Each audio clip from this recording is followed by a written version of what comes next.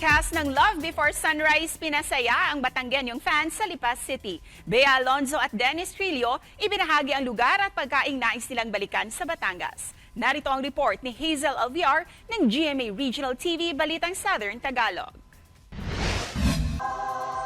Maagang nag-abang ang mga Batanggenyong fans para makisaya sa ilang cast ng Love Before Sunrise sa Lipas City. Kinilig ang mga ito sa song performance ni Vince Marastella at Cheska Fausto.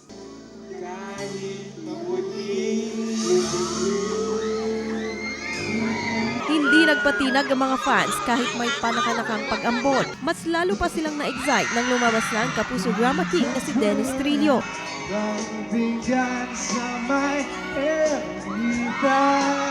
Sinabayan naman ng mga fans ang song performance ni Bea Alonzo.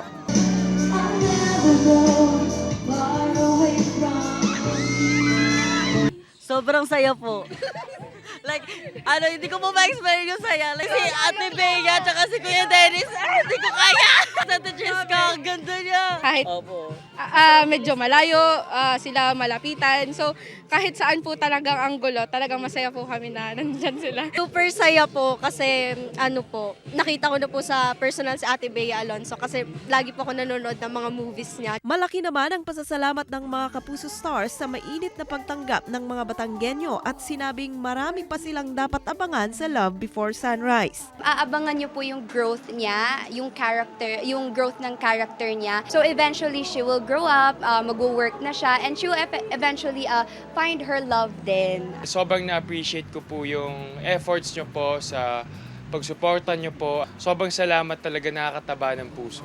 Malaki rin ang naging bahagi ng Batangas sa serye dahil dito kinuhanan ang ilang eksena ni Bea at Dennis. Nabighani nga raw si Bea sa ganda nito kaya nais niya itong balikan kung may pagkakataon. Yung parang kinidnap ako ni Atom, ganyan. Dito yung location namin. So yun, gusto kong balikan yun kasi nagandahan talaga ako dun sa beach na yun, 'di ba? White sand, tapos it's very private. So yun ang gusto kong balikan.